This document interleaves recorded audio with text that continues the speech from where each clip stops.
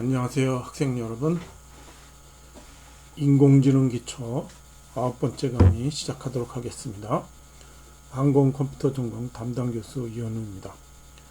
다시 한번 이거 목소리가 쉬워서 좀 여러분들 듣기 불편할 텐데 미안하게 생각합니다. 양해해 주세요. 자, 이게 벌써 지난주는 어린이날이라고 빠지고 다음 주는 이제 석가탄신일로 또 빠질 예정입니다. 그래서 이게 수요일 강의가 많이 빠지네요. 자, 뭐 어쩔 수가 없죠. 예, 이게 지금 보강주에 아마 몰아서 하게 될 것 같습니다. 자, 이번 강의에서는 이제 지난주에 하다 말은 교재 4장부터 4장 2절부터 나가겠습니다. 지난주 리포트를 보죠. 여기 뭐 과정 계산 과정은 쓰지 않겠어요.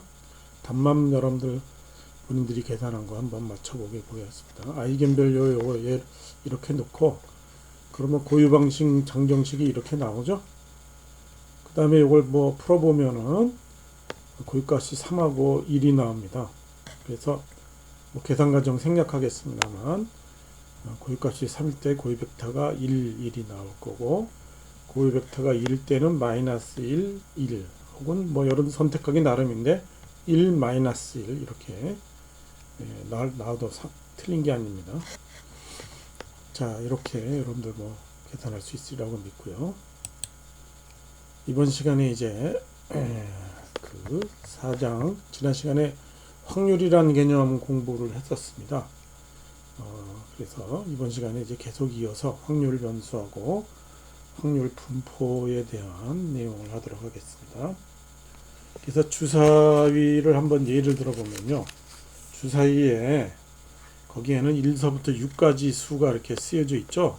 그거를 그 6을 우리가 그 변수라고 생각합니다. 변수, 그쵸? 1, 2, 3, 4, 5, 6이 나올 수 있는데 그 6을 대표하는 변수를 x라고 그럽니다.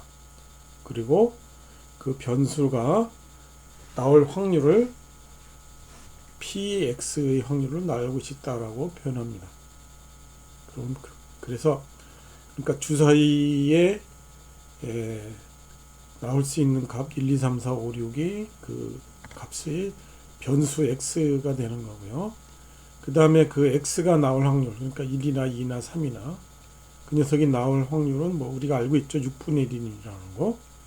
그걸 이제 표현을 우리가 px라고 우리가 표현을 해주게 됩니다. 그래서 그 변수 x를 사용할 때 확률 px의 값을 우리가 구할 수 있다면 이 x를 우리가 뭐라고 부르냐면 확률 변수다 이렇게 부릅니다. 그래서 이게 주사위 같은 경우에는 1, 2, 3, 4, 5, 6 이렇게 딱딱 불연속적으로 연속적으로 그러니까 연속되지 않고 끊어져 있고요. 그 다음에 그 개수가 한정되어 있죠. 1, 2, 3, 4, 5, 6. 그걸 이제 이산이라고 부릅니다. 디스크리트라는 용어를 써서 이산 확률 변수라고 부릅니다. 그리고 그 값이 어떤 범위 내에 있는 실수값이다. 그래서 연속적으로 있다. 그러면은 그건 우리가 이제 연속 확률 변수다. 이렇게 부르는 겁니다. 그렇죠? 네, 그래서 주사위에 있는 면 같은 것들이 이게 이산 확률 변수가 되는 거고, 뭐 연속 확률 변수는 뭐 키나 몸무게, 경과 시간 뭐 이런 것들이 이제 이어지는 그런 값들을 우리가 연속 확률 변수다 이렇게 얘기를 해줄 수 있는 겁니다. 그래서 한번 예를 들어 보겠습니다. 주사위를 던졌을 때에 나올 확률 변수를 우리가 x1이라고 부릅니다. 그러면은 x1은 1, 2, 3, 4, 5, 6이라고 하는 6가지 숫자의 집합의 하나의 원소가 되겠죠. 그리고 그거에 대한 확률 px1은 항상 6분의 1이 됩니다. 자, 이제 그 변수 px 어떻게 사용하나 봅니다. 두 번 던졌을 때 나올 숫자의 합을 우리가 확률 변수 x2라고 부릅니다. 그럼 두 번 던졌을 때의 경우 수는 가장 작은 게 1 나오는 2죠. 가장 큰 거는 6 나온 12입니다. 그렇죠? 그래서 그 확률을 우리가 px2가 만약에 2다. 그러니까 1과 1이 나오는 경우죠.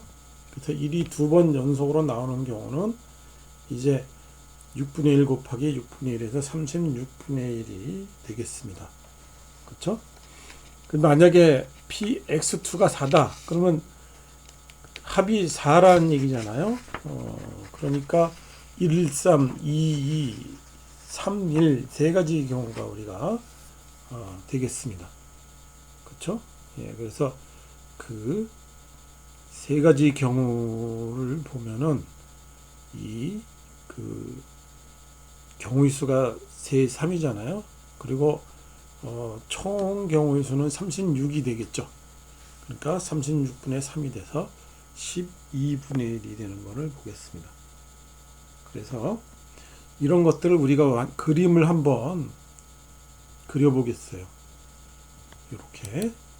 그래서 여기 그 확률 분포가 이런 식으로 되어져 있을 때 이렇게 값들을 우리가 쭉 계산해 줄 수 있죠.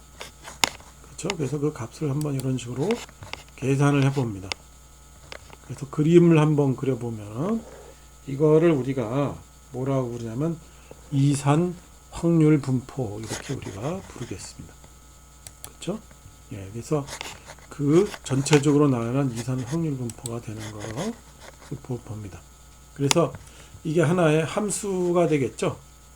그렇죠? 예, 그래서 x가 2, 3, 4, 5, 6, 해서 12까지다 그러면 그때의 확률을 각각을 다 계산을 해서 쭉 나열을 하고, 그쵸? 이게 확률 분포 fx 함수가 되는 겁니다. 그거를 그림을 그린 것이 얘가 되는 겁니다. 저렇게 되겠죠. 가장 큰 게 7이 되는 경우를 우리가 볼 수 있습니다. 요 그림은 x1이잖아요. 그러니까 주사위를 한 번 돌렸을 때니까 값이 다 어떻게 됩니까? 6분의 1이 되겠죠. 값이, 확률 분포의 값이. 6분의 1이 이렇게 되겠습니다. 그래서 주사위를요, 이제 우리가 그 숫자를 계속 증가시켜 보겠어요. 주사위 개수를. 그래서 3개, 5개, 10개 점점 하면은 이런 식으로 점점 어떻게 됩니까? 종 모양으로 이렇게 되겠죠. 종 모양으로. 그렇죠? 우리가 엎어 놓은 종 모양이 되는 거고. 그래서 이것은 뭐라고 부르냐면 우리가 가우스 분포 혹은 정규 분포 이렇게 부릅니다. 그래서 주사위 개수가 무한히 많아지면은 정규 분포로 우리가 얘가 수렴해 간다. 이렇게 됩니다. 이건 뭐 그 확률 시간에 증명을 할 수 있는데 우리는 증명을 하진 않겠어요. 하여간 그 이산 분포로 이렇게 되는 것들을 개수가 굉장히 많아지면은 연속 변수 가우스 분포로 우리가 근사적으로 표현해 줄 수가 있다 이겁니다. 자, 그 다음에 우리 보는 게 이제 연속 확률 분포입니다. 그래서 이렇게 가우스 분포를 아까 이렇게 예를 들었어요. 그렇죠? 그래서 이렇게 그림을 그려봅니다. 그러면 가우스 분포 이게 예가 드는 게 키예야 하고 그 다음에 그때 그 키를 가질 확률이 되겠죠. 그렇죠? 예, 그러면 이렇게 종형 분포로 이렇게 대충 가지고 있습니다. 그리고 요것들의 값들이 어떻게 돼요? 다 연속적으로 사람 수가 굉장히 많으면은 연속적으로 되겠죠. 그래서 이게 연속이기 때문에 어떤 값이든지 가질 수 있게 됩니다. 그리고 여러분들 이제 유효 숫자라는 거를 알 수 있죠. 그래서 만약에 키가 173cm다. 그러면 이거 뭡니까? 보통의 경우 우리가 측정을 해서 반올림을 해준 겁니다. 그래서 이게 173.4보다는 5보다는 작고 100 그러니까 미만이라는 얘기죠. 그 다음에 170 2.5 이상이라는 그런 얘기가 됩니다. 그래서 측정한 하는 방식에 따라서 이게 실험치이기 때문에 측정하는 값에 따라서 이걸 연속적으로 가질 수 있게 됩니다. 그래서 173이라고 이렇게 딱 값을 키가 이렇게 된다는 건 의미가 없어요. 그래서 그 방금 전에 말했듯이 173cm다 키가다 그러면은 172.5보다는 크고 173.455보다는 미만인 그 범위를 갖다 놓고 그 범위 내에서 그 범위 내에서 확률이 어떻게 되냐 이렇게 됩니다. 그래서 그 구간에서 키가 될 확률이 어떻게 되냐 이렇게 얘기해 줄 수 있습니다. 그래서 그 연속 변수인 경우에는 A와 B 사이에 X가 A와 B 사이에 있을 때 확률이 되고 그 확률 분포 연속 확률 분포 함수 스몰 fx가 있다면 그걸 A에서부터 B까지 이렇게 적분해 준 녀석이 되겠죠. 그렇죠? 여기 진하게 빗금친 부분이 되겠습니다. 그래서 이런 보통 우리가 생각할 때는 이제 2, 3분포로 하지만 연속인 경우 이렇게 함수로 표현이 되겠습니다. 자, 확률 분포에는요, 우리가 정규 분포가 대부분이 됩니다. 그래서 가장 많이 다루는 게 정규 분포가 되고, 그 다음에 뭐 지수 분포, 스튜던트 T 분포, 파레토 분포, 뭐 로지스틱 분포 이런 것들이 있습니다. 다 다루지는 않겠습니다. 하여간 보통의 경우 정규 분포라고 하는 것이 가장 대표적인 상황이 되겠습니다. 자, 인공지능에서는요, 어떤 이제 현상에 대한 우리가 관측 결과를 이렇게 내죠. 그렇게 되면은 이게 우리가 무한히 관측할 수가 없잖아요. 그래서 유한하기 때문에 이것이 이산 확률 변수로 우리가 취급을 해줄 수가 있습니다. 그리고 그 사건이 일어나는 것을 계산해 보면 이산 확률 분포를 우리가 구해낼 수가 있겠죠. 그렇죠? 그래서 그 다음에 일어난 사건에 대한 확률을 우리가 이 데이터로부터 과거 데이터로 만들어낸 이산 확률 분포를 가지고 우리가 다음에 일어날 사건을 우리가 예측을 해줄 수 있게 됩니다. 그래서 적절한 우리가 연속 확률 분포를 또 선택해 줄 수 있다면 우리가 적은 수의 시행으로도 일어날 확률을 또 높은 정확도로 추측해 줄 수 있습니다. 그래서 대부분의 경우 정규 분포라 그랬죠. 예, 그 정규 분포에서 그릴 때 필요한 게 평균하고 분산입니다. 그래서 평균하고 분산을 안다면은 어떤 범위 내에서 일어날 확률을 우리가 상당히 정확하게 추측해낼 수가 있게 됩니다. 자, 연습 문제를 한번 보겠습니다. 교과서의 181페이지의 연습 문제죠. 주사위 한 개를 던졌을 때 숫자 1이 나오면 성공할 때까지 주사위를 계속 던진다. X번째에서 성공했다. X가 3이 될 확률을 구하시오죠. 그래서 뭐냐면은 세 번째에서 성공한 거니까 처음 두 번째는 뭡니까? 1이 안 나왔다는 얘기죠. 그래서 1이 안 나올 확률은 뭐예요? 6분의 5죠. 두 번째도 6분의 5죠. 세 번째 1이 나올 확률은 6분의 1이 되죠. 그래서 연속 사건이니까 6분의 5의 제곱에다가 6분의 1이 됩니다. 그래서 216분의 25가 되겠습니다.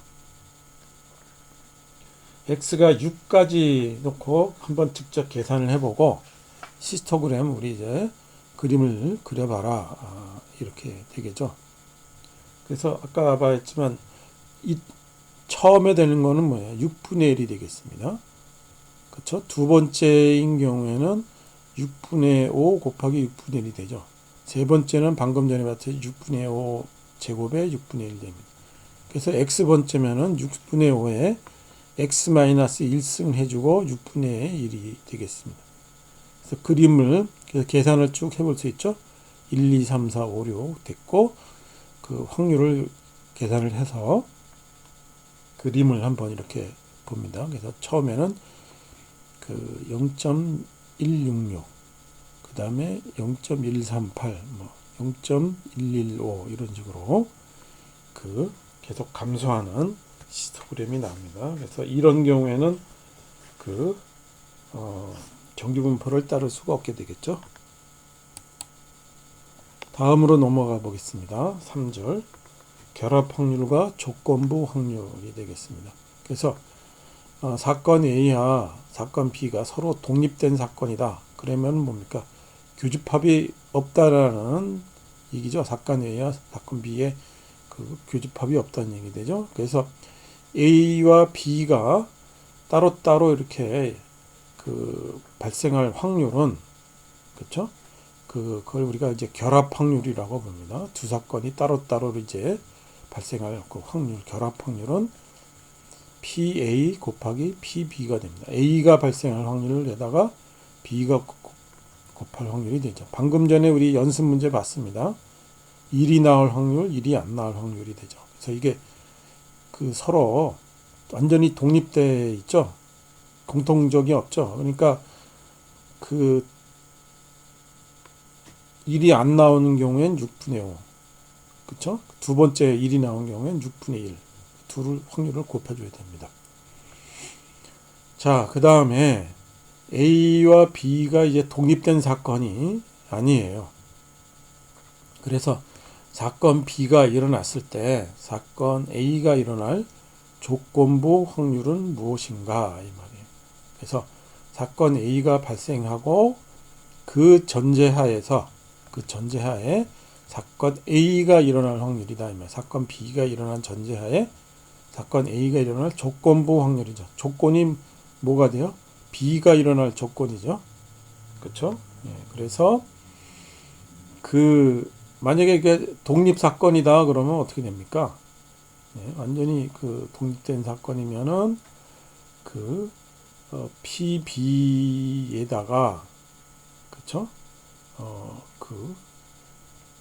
그 PAB 있죠? 그 앞에 결합 확률이 뭡니까? PA 곱하기 PB가 됩니다.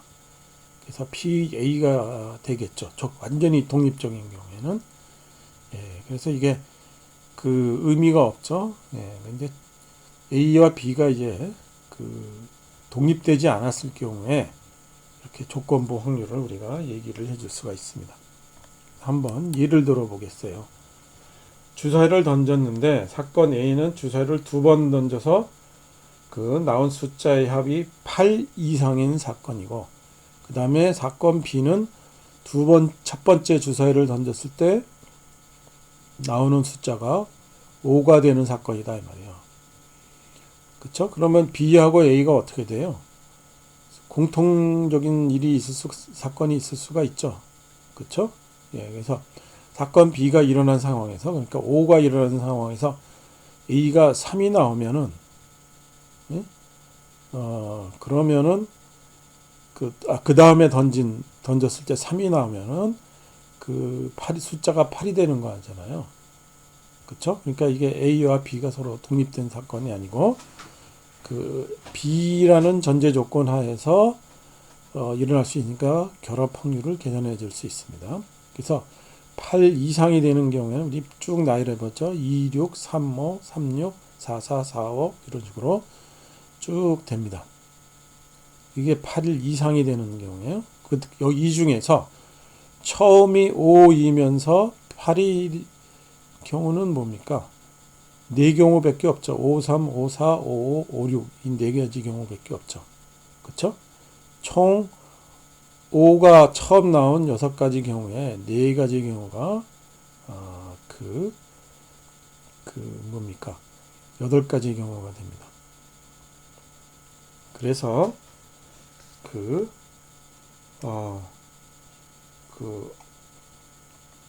확률을 우리가 계산을 해볼 수가 됩니다. 그렇죠? 확률을 계산해 볼 수가 있죠. 그래서 그 결합 확률을 보면은 그 사건 A의 확률이 6분의 4고 그 B가 될 확률이 6분의 1이 되는 경우죠. 그러니까 6분의 1 곱하기 6분의 4사 9분의 1이 됩니다. 그럼 조건부 확률은 어떻게 돼요? B가 발생할 확률은 6분의 1이죠. 조건부 확률은 어떻게 돼요? 그 A, B가 동시에 일어날 확률은 9분의 1이라고 그랬습니다. 그래서 6분의 1분의 9분의 1이 돼서 답은 3분의 2가 되는 겁니다. 그렇죠? 예, 그래서 그 조건부 확률을 우리가 계산해낼 수 있습니다. 그래서 개념 잘 봐야 됩니다. 헷갈리지 않게요. 자, 다 이게 요즘 코로나 사태에서 가슴에 와닿는 그 예제입니다. 100만 명 중에 5명꼴로 어떤 질병에 걸린다고 가정합시다. 이 질병을 진단하는데 최신 AI 기술을 사용하면은 99.99%의 정밀도로 그 사람의 질병에 걸렸는지 안 걸렸는지 판정할 수 있습니다. 그리고 이 얘기는 곧 무슨냐면 0.01%의 확률로 정말 재수없게 잘못된 판정을 할 수 있다는 얘기입니다. 최수정 씨는 시험 삼아 최신 AI 검사를 받았습니다. 진단 결과가 양성으로 나왔다면 실제로 최수정 씨가 이 질병에 걸렸을 확률은 얼마일까요? 그쵸? 예. 여러분들 그 코로나 PCR 검사했다 이렇게 생각하면 PCR 검사가 100% 정밀도가 아닙니다. 예. 그렇기 때문에 이거를 여러분들 잘 생각을 해볼 수 있어야 돼요. 자, 봅니다. 자, 양성으로 나왔어요. 그러면 사건 A는 실제로 질병에 걸린 환자다 이겁니다. 그렇죠? 예. 그러면 뭡니까? 100만 병 중에 5명이죠. 그래서 확률이 어떻게 돼요? 100만 분의 5가 되겠죠. 그렇죠? 그 다음에 사건 AI가 잘못된 판정을 할 확률이 있습니다. 그 얘기는 그 확률은 뭡니까? 0.001%의 확률이 있다고 그랬죠. 그래서 1 곱하기 10의 마이너스 4성입니다. 사건 C는 AI가 양성으로 판정했다는 겁니다. 자, 양성으로 판정했을 때 실제로 병에 걸렸을 확률은 이게 조건부 확률이 됩니다. 그래서 PA 바 C가 되겠습니다. 그렇죠? C의 조건 하에 실제 양성인 경우가 되겠습니다. 그래서 아까 본 조건부 확률을 이렇게 계산을 해봐야 되겠습니다. 제일 먼저 PA 교집합 확률이죠. 네, 결합 확률. 이게 말로서 풀어서 쓰면 뭐냐면 AI가 양성으로 판정했고 실제로 병에 걸렸을 확률이 됩니다. 그러면은 이 얘기는 뭐냐면은 그 C 확률은 뭐예요? B의 바라는 게 뭡니까? B 사건의 그 반대 여사건이라고 우리가 보통 부르는 거죠. 그렇죠? 그래서 그 PA에다가 A가 발생할 확률에다가 B가 발생하지 않을 확률이 되겠죠. 그래서 A 확률은 5 곱하기 11-6승 100만 중에 5명이라고 했습니다. 그 다음에 1-10의 마이너스 4승을 해줘야 실제로 그 B의 여사건이 되겠죠. 계산해 보면은 4.99995 곱하기 10의 마이너스 6승이 됩니다. 그쵸? 자, PC, 즉 A가 양성으로 판정하는 경우에 실제로 병에 걸렸고 AI도 정확하게 판정했다. 경우에 실제 병에 걸리지도 않았고 AI가 오판을 했다. 두 가지 경우가 나눠 있을 수 있습니다. 그래서 그 확률이 PC는 방금 전에 계산한 요거, 그렇죠? 그 다음에 그 각각의 그 여사건 계산해 주는 거 요겁니다. 요거는 계산했습니다. A와 B의 여사건, 그 다음에 A와 A의 여사건에 B 여사건 이렇게 되고 그 두 가지 경우니까 이제 확률을 더해줘야 되겠죠. 계산을 해주면은 1.04999 곱하기 10의 마이너스 4승이 되겠습니다. 이게 PC가 되겠죠. 자, 이제 조건부 확률 PAC를 계산해 보겠습니다. 그러면 분모가 PC가 됐죠. 우리가 한참 계산한 게 이거죠. 1.04999 곱하기 10의 마이너스 4승이 됩니다. 그 다음에 그 PAC 요거 계산해 보면 게 역시 4.995 곱하기 10의 마이너스 6승이 되겠습니다. 그래서 계산을 해보면은 이렇게 4.7614 곱하기 10의 마이너스 2승이 이렇게 되는 겁니다. 그래서 이게 믿을 수 없겠지만 AI 검사가 양성이라고 나온다 그래도 최수정 씨가 실제로 질병에 걸렸을 확률은 4.76에 불과합니다. 그렇죠? 그래서 PCR 검사가 굉장히 여러분들 이제 코로나 하는 정밀하다고 그러는데 한 번 양성이 나왔다고 해서 이게 100% 양성이 아니고 확률이 굉장히 낮아요. 그렇죠? 예, 그래서 그 실제로 PCR 검사가 양성이 나오면 그걸 가지고 한 번 더 검사를 됩니다. 한 번 더 검사를 해서 2번 연속 나오면은 그때 이제 양성이라고 판정을 해주죠. 그렇죠? 예. 여러분들 PCR 검사 했으니까 한번 보도록 하겠습니다. 자,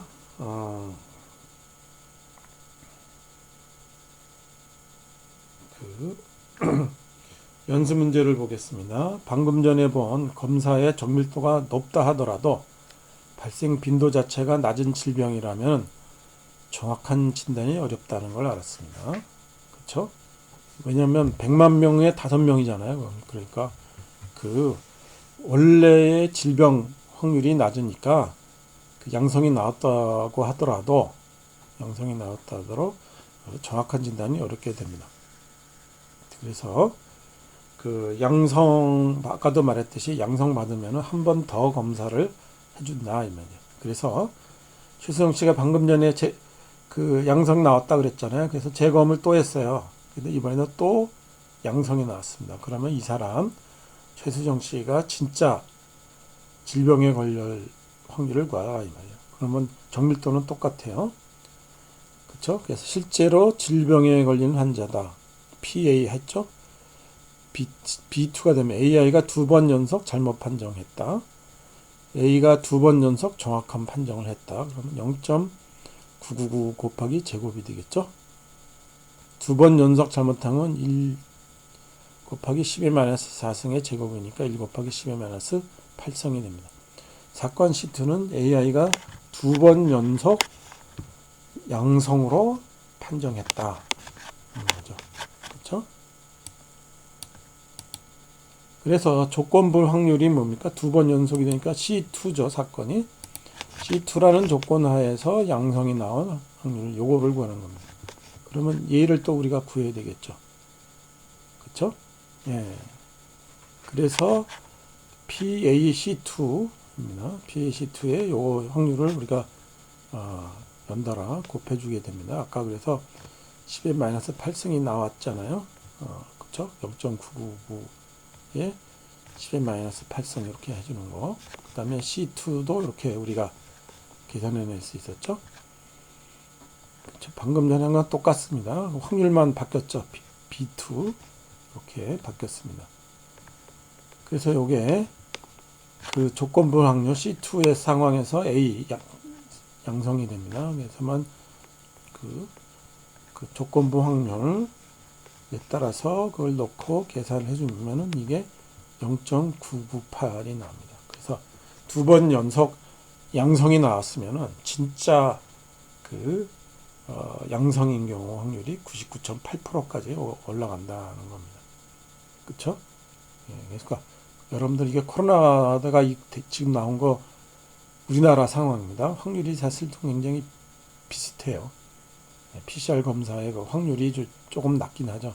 99% 정도로 나왔는데, 예, 그래서 조금 낮긴 한데, 예, 그리고 우리나라에서도 이제 그 100만 명 중에 한두 명 정도가 코로나 환자일 걸로 우리가 예상하고 있기 때문에 한 번 가지고는 않습니다. 2번 연속 검사를 해야 이게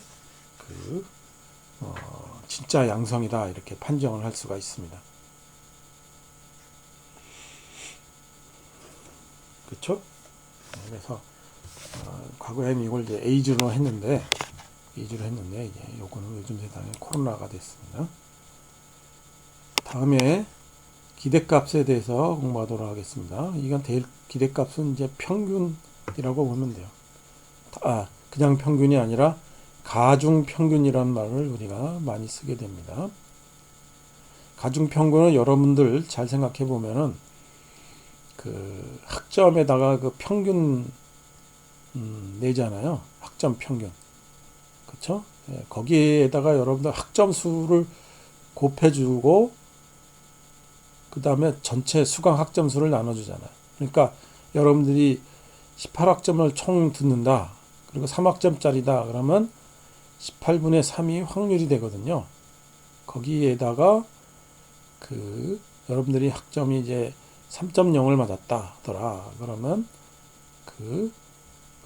여기 보면은 이제 그 18분의 3에다가 3.0 다른 또 3학점짜리 과목이 그 A 플러스를 맞았더라. 그래서 4.3에 또 18분의 3 뭐 이런 식으로 계산해 주죠.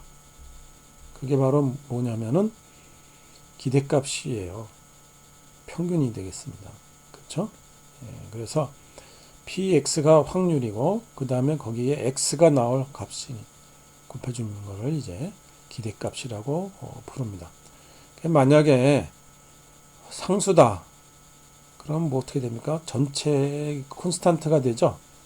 그리고 그쵸? 그러니까 X가 콘스탄트가 되니까 K가 되니까 밖으로 나옵니다. 그러면은 모든 총 확률의 합은 1이죠. 그래서 그냥 K가 됩니다. 변수에다가 K를 곱해주면 뭐예요? 바깥으로 시그마 바깥으로 나올 수 있죠. 그래서 기대값이 K배가 되는 겁니다. 두 변수의 합이다. 그렇죠? 그러면은 각각의 기대값에 같다 이 말입니다. 그리고 x, y가 서로 독립하면 두 개의 곱이죠. 그렇죠? x, y 곱의 기대값은 각각의 그 기대값을 계산해서 곱해주면 됩니다. 독립인 상황입니다. 전제 조건이. 자, 많이 여러분들이 좋아하는 복권이죠. 그래서 복권에다가 한다고 합니다. 그래서 1억 원에 나올 복권이 한 장, 100만 원 복권이 10장, 3등 복권이 만 원인 게 1000장, 그리고 총 판매량은 100만 장이다. 그러면 1등은 확률이 100만 분의 1, 2등은 100만 분의 10, 그 다음에 3등은 100만 분의 1000이 되겠죠. 그렇죠? 그리고 X값은 1억 원, 100만 원, 10만 원 이렇게 되겠습니다. 기대값 계산해 줄 수 있죠? 그렇죠? 그 100만 분의 1에다가 1억 원 더하기 그 다음에 100만 분의 10에다가 그 100만 원 더하기 만 원에다가 100만 분의 1000 되겠습니다. 그리고 나머지는 꽝이잖아요. 그렇죠? 6건이죠? 나머지는 0이 돼요. 보면은 계산해 보면 120이 나왔다 이 말입니다. 120. 그렇죠? 그래서 보통 이런 거 뭐 500원에 팔면 복권을 샀다. 그러면 복권 하나 살 때 내가 120원을 돌려받을 것으로 예상이 된다 이겁니다. 무조건 손해 보는 거죠. 복권은 원래 이렇게 손해 보는 겁니다. 자, 기대값도 연습 문제 해보겠습니다. 주사위 2개 던졌을 때 나온 숫자의 합을 x라고 하고 곱을 y라고 하자. 합이 x고 곱이 y입니다. 이산 확률 분포 표를 작성해 보세요. 기대값을 구하세요. 이겁니다. 그럼 x에 대한 거니까 2개 던졌으니까 2, 3, 4, 5, 6 앞에서 쭉 구했죠? 확률이 다 구했죠? 그렇죠? 예.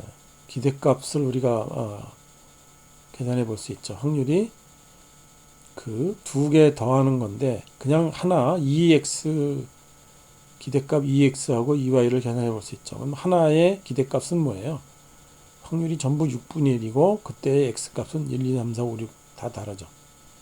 그래서 계산해 보면 2분의 7이 됩니다.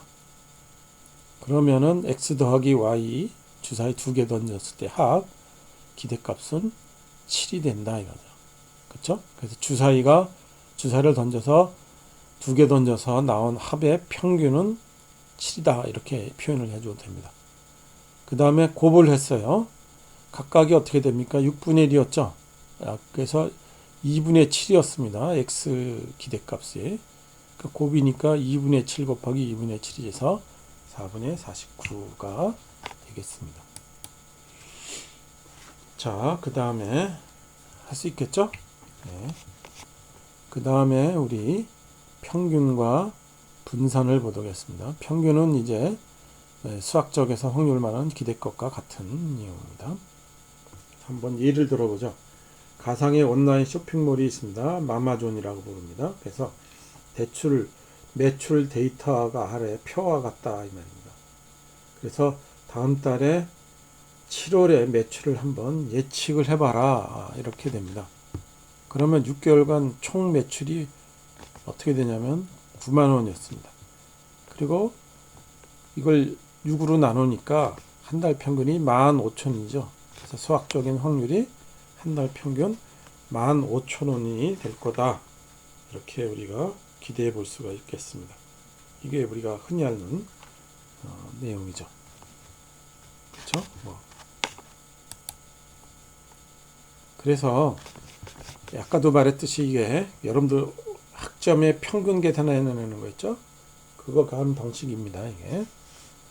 자, n개의 확률 변수가 각각 x1, x2, xn이라는 값을 가질 때 평균값 x바는 다음과 같다. 이거죠. 이게 뭐예요? n분의 1이 뭡니까? 확률이죠. 그렇죠? 그러니까 x1이라고 하는 값을 가질 확률이 뭡니까? 총 경우가 n이니까 n분의 1이 됩니다. 그러니까 기대값이라는 거랑 알 수 있죠. 평균값 x바가. 자, 그 다음에 방금 전에 이 매출액을 보면은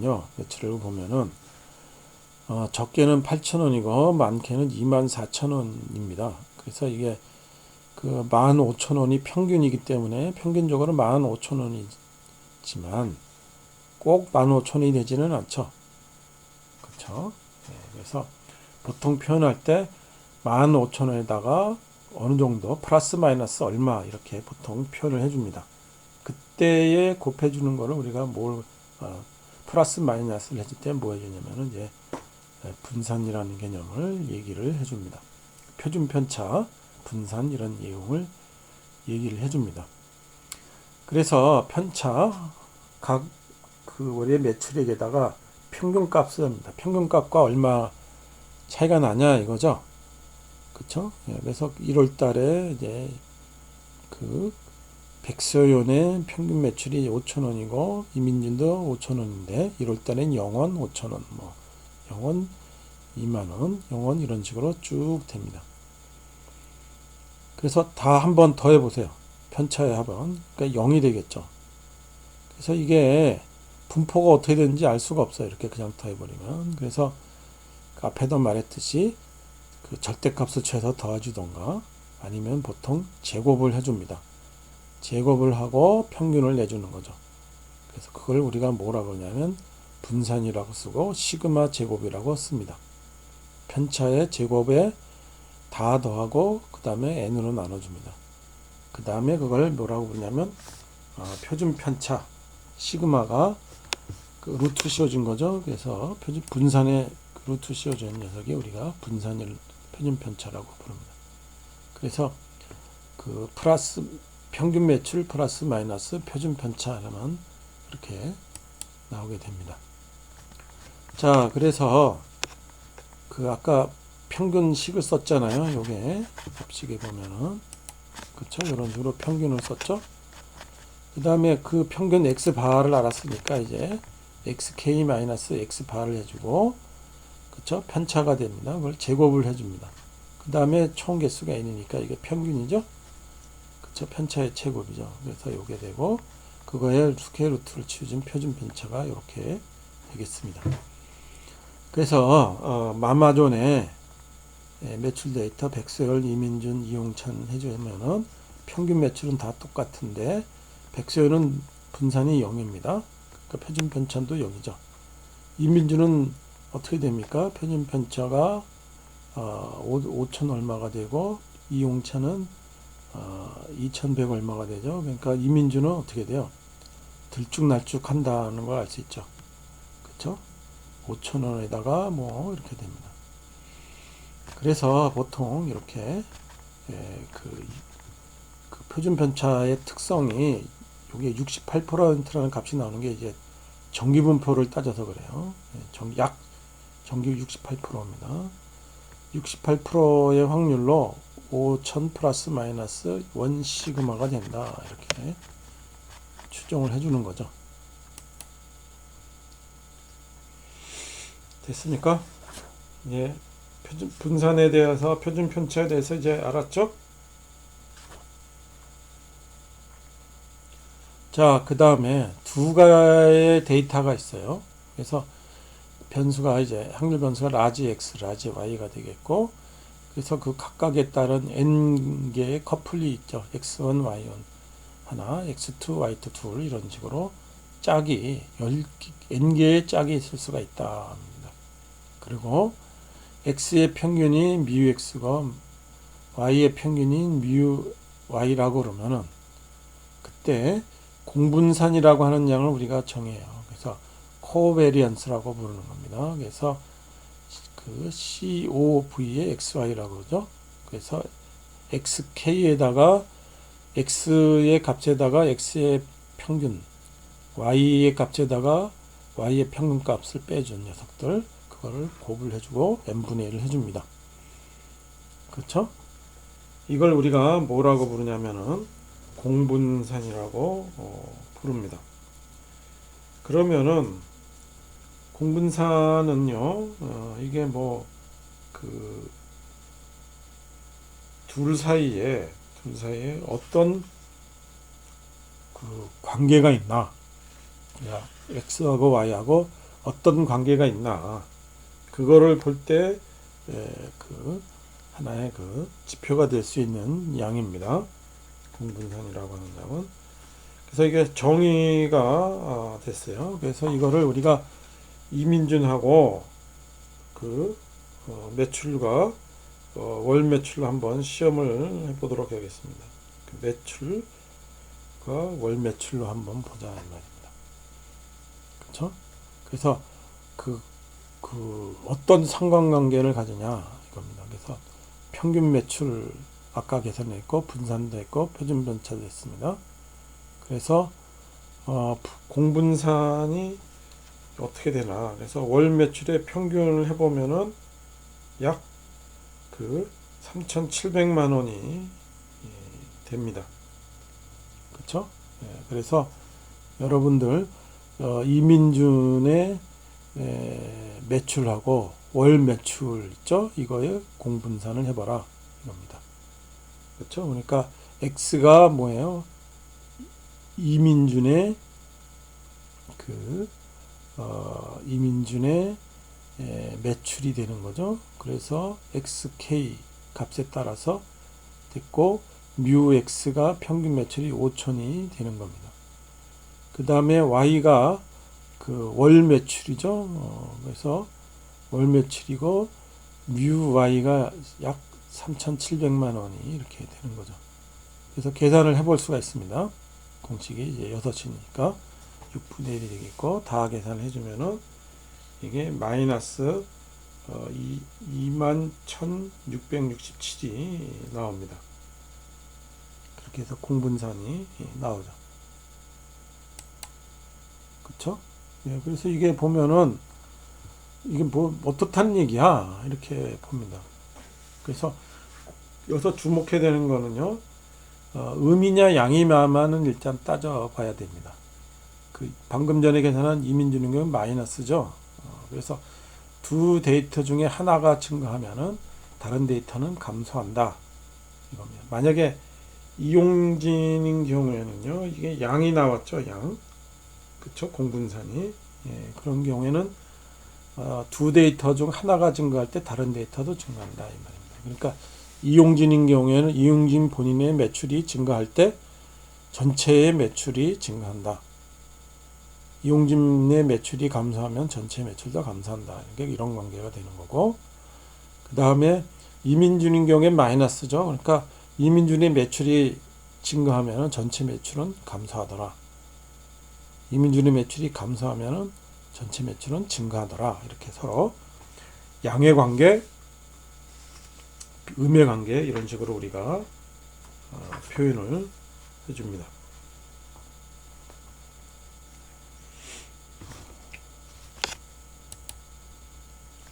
그래서 평균, 분산 이런 것들은요, 그 인공지능에서 보면은 각 과거의 데이터로부터 어떤 경향을 볼 수 있는 표준 데이터 분석의 가장 기본적인 방법이 되겠습니다. 그래서 데이터의 특성을 어느 정도 파악할 수 있는 영역이 되겠죠.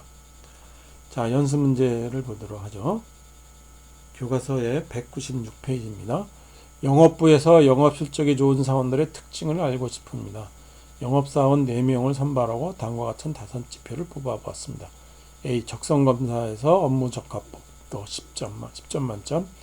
상사의 평가점수 10점 만점. 월평균 잔업시간. 그러니까 이제 남아서 일을 더 하는 거죠. OD가 오버타임이라는 녀석입니다. D가 근속연수 얼마나 오래 했나. 그 다음에 E가 뭐냐, 계약 건수와 계약 단가 중에서 산출된 영업 실적 점수입니다. 그래서 당연히 높을수록 우수하겠죠.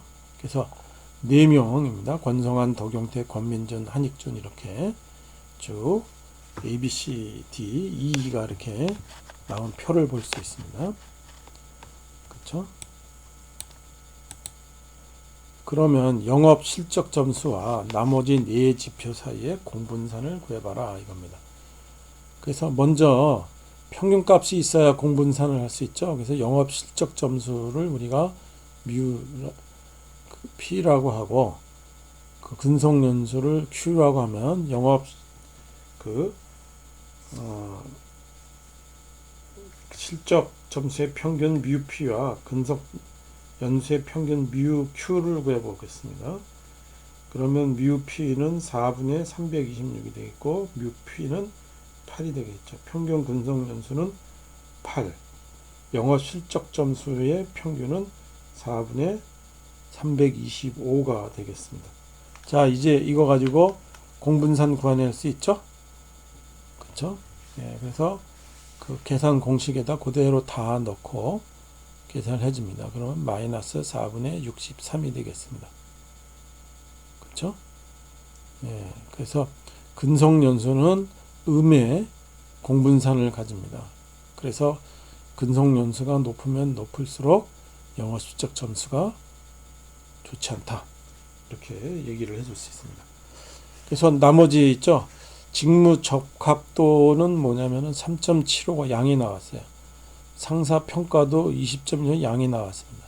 잔업 시간도 그 공분산이 양이 나왔습니다. 그러니까 이런 직무 적합도나 상사 평가나 잔업 시간이 많을수록 그 영업 실적 점수가 좋아진다는 얘기죠. 그렇죠? 근데 근속 연수는 아니다. 이렇게 여러분들이 볼 수 있습니다.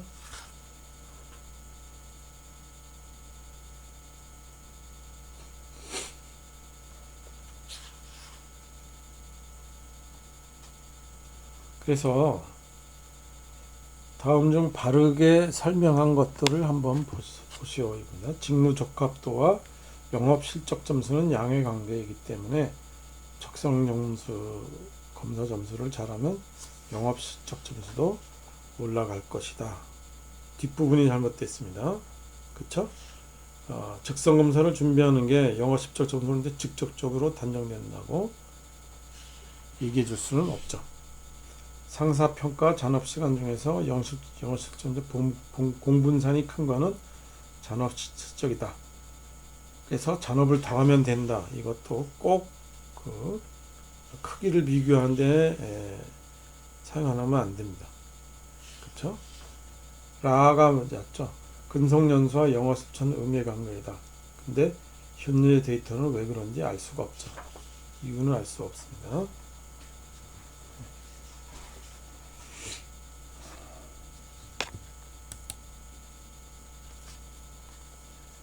예, 요 그림이 뭐냐면은 정기분포, 가우스 분포입니다. 그래서 가운데가 이렇게 평균이 되는 거고, 그래서 이런 식으로 우리가 쓸 수 있습니다. 그래서 익스포넨셜 함수가 되고 마이너스 2 시그마 제곱이 되고 x 마이너스 이게 평균이죠. 평균의 제곱이 됩니다. 그리고 이 앞에 이게 규격화라고 그럽니다. 전체의 확률을 더해서 1하는 거죠. 잘 보면 2파이 시그마 제곱에다가 루트가 전체가 다 붙어 있습니다. 네, 잘 보세요. 자, 그래서 이 평균값 플러스 마이너스 1 시그마인 경우에 그때 확률은 68.27이 되죠. 대략 우리가 3분의 2 정도 된다고 보면 되겠습니다. 2 시그마에 들어갈 확률은 뭐냐면 95.45, 3 시그마가 될 확률은 99.63 이렇게 됩니다. 네, 그래서 이게 정기분포 그래프가 이렇게 표현이 되겠습니다.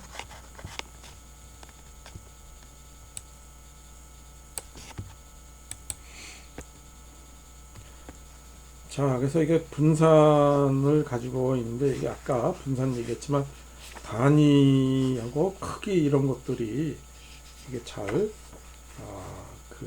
반영이 안 됐습니다. 그냥 양이냐 음이냐 이런 것들이 됩니다. 그래서 이걸 규격화할 필요가 있어요. 그래서 규격화할 필요가 사용하는 게 이제 상관계수입니다. 그래서 말 그대로 그 비교로 할 그 규격화된 녀석이다 이거죠. 그 상관계수를 한번 보겠습니다. 자, 이제 마마존의 데이터 한번 보죠. 이게 월 매출과 나왔고 1, 2, 3, 4, 5, 6이 되는 거고, 그 월 매출, 수입, 지출, 그 다음에 계측 데이터입니다. 그래서 뭐 그 웹사이트 온라인이기 때문에 얼마나 조회를 했나, 결제를 많이 했나, 그 다음에 그 웹사이트에서 얼마나 많이 머물렀느냐, 이게 계측 데이터, 평균 체류 시간 되겠습니다. 그 다음에 예, 그래서 계산을 한번 우리가 하겠습니다. 그래서 1월에 평균을 냈고요.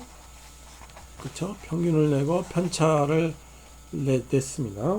예, 그래서 그 월 매출은 R이라고 그러고 광고비는 A, PV는 그 우리 그렇죠?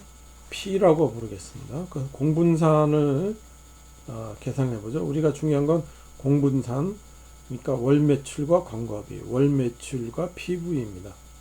단위를 신경 안 써도 되니까 그냥 숫자만 넣고 쭉 계산을 해 보겠습니다. 그러면 그 공분산 RA는 마이너스 3.16이 되고 공분산 RP는 그 양이 나옵니다. 그렇죠? 하나는 음이고 하나는 양의 관계입니다. 그러면은 하나는 값이 3. 얼마고 하나는 1700 그 3이죠. 얼마나 강한 관계냐 이겁니다. 이거는 우리가 단위가 서로 다르기 때문에 이게 얼마나 강한 음의 관계, 양의 관계, 이거를 계측적으로 비교는 할 수가 없습니다. 대충 그렇다는 얘기죠. 그쵸? 예, 그래서 비교한 게 값 크기를 공분산의 크기를 비교하는 게 의미가 없기 때문에 상관계수라는 걸 도입을 해줍니다. 그래서 이게 뭐냐면은 x의 표준 편차, y의 시그마 y가 y의 표준 편차, 그 다음에 공분산이 시그마 x y가 됩니다. 예, 그래서 요게 로가 이렇게 그 상관계수 계산해 볼 수가 있습니다. 자, 그래서 지금 방금 전에 한 상관계수 그 로의 RA를 계산해 보겠습니다. 그러면 이제 각각의 분산 아까 표에 있었거든요. 그래서 시그마 R이 11.8, 시그마 A가 0.943 됩니다. 그래서 계산해 보면 마이너스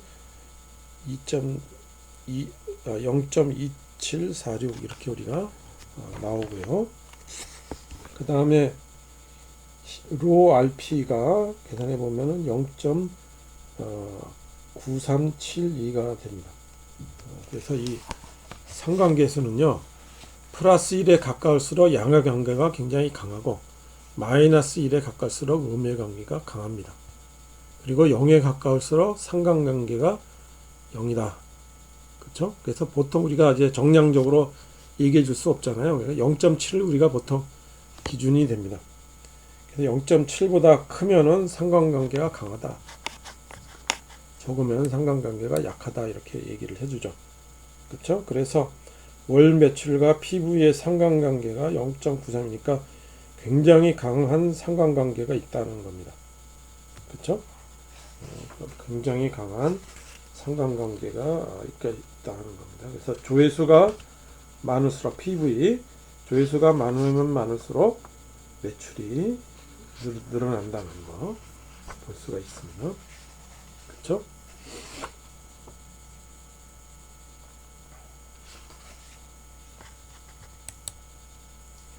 자, 연수 문제를 한번 보겠습니다.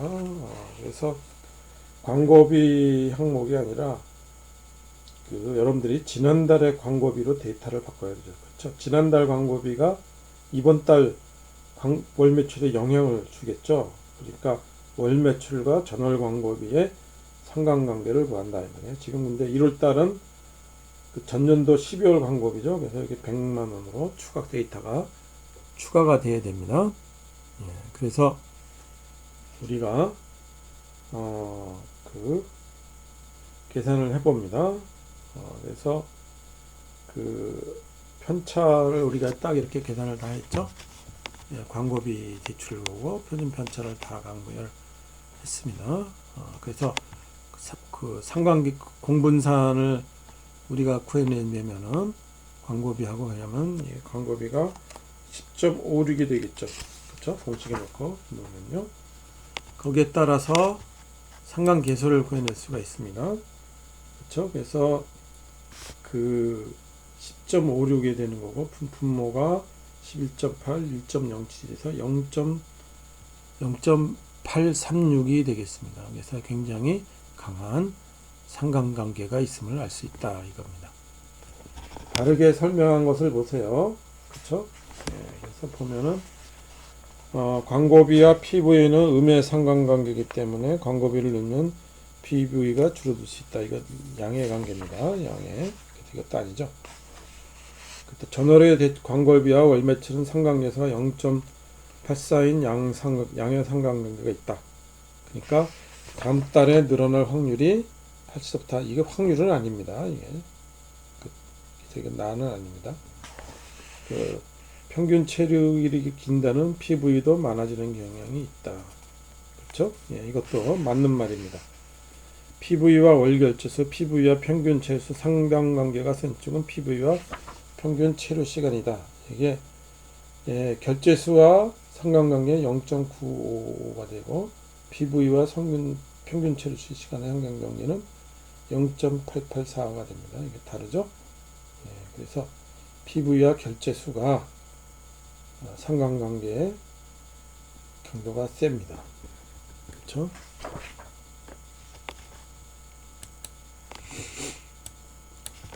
시간이 좀 많이 됐는데요. 이게 계속 좀 더 해야 되겠습니다. 이게 조금 남았는데요. 최대 가능도 추정이라고 합니다. 이게 최대 가능도는 파라메타에 대한 그 함수를 최대화하는 것을 의미한다 이 말입니다. 그거는 가능도 함수 L세타를 미분해서 0이 되는 거 그때 우리 최대 되는다 이렇게 보면 됩니다. 그렇죠? 예를 들어 봅니다. 주사위를 던졌을 때 숫자 1이 나올 확률이 6분의 1이라는 걸 알 수 있죠. 그렇죠?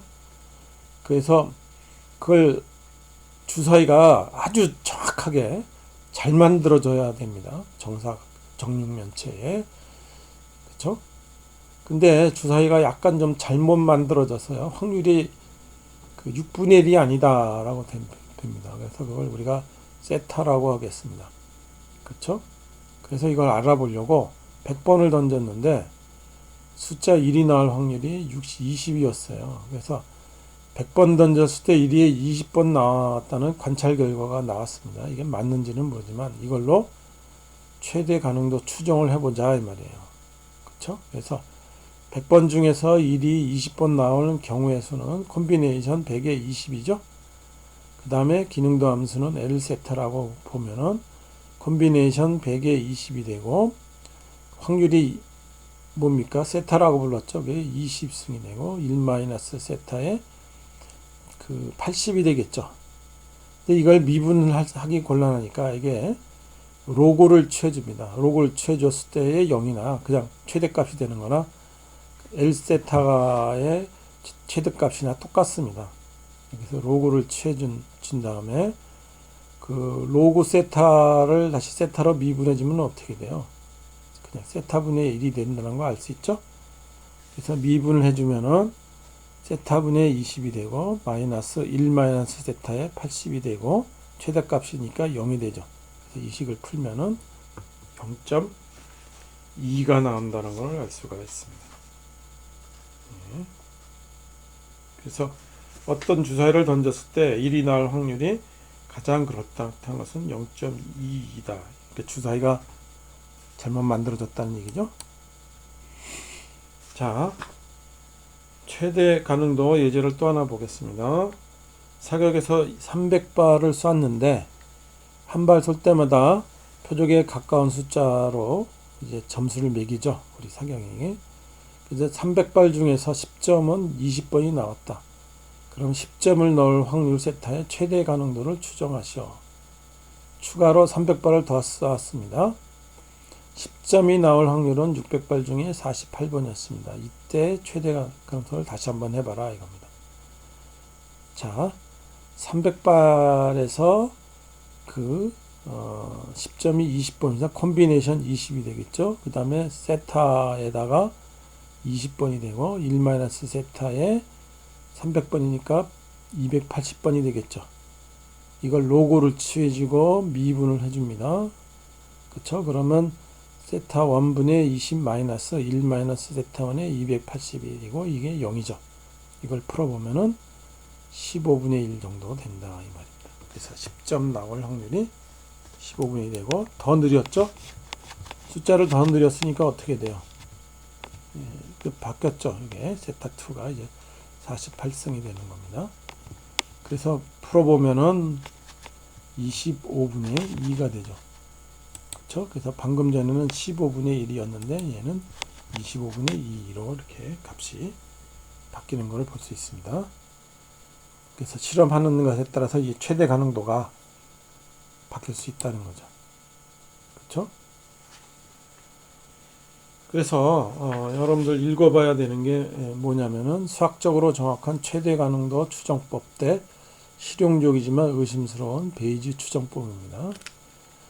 실제로 인공지능에서는요, 이 실용적인 베이지 추정법을 우리가 사용을 합니다. 그래서 베이지 추정법은요, 어떻게 되냐면 사전 분포 확률을 우리가 가정을 해서 넣는 거예요. 그래서 그 가정에 따라서 조건부 확률을 구하면 된다 이겁니다. 그렇죠? 그러니까 이게 그 사전 분포 확률이 얼마나 잘 추정하냐 이거죠. 근데 이게 현실적으로 이거를 넣고 하는 것이 실용적이 됩니다. 이 베이지 추정법 우리 시간에 따라서 더 공부할 수 있게 되겠습니다. 자, 여러분들 좀 양이 좀 많았죠? 이해해 주기 바랍니다.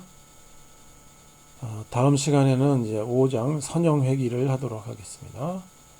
리포트는 우리 아까 그 답안한 거 있죠? 공분산 하나만 계산했는데 나머지 3개를 계산해서 그 답이 맞게 나오는지 확인을 해보겠습니다. 손으로 써서 계산을 해본 다음에 이걸 스캔해서 이 클래스에 제출해 주기 바라겠습니다. 자, 오늘 여기까지 하겠습니다. 안녕.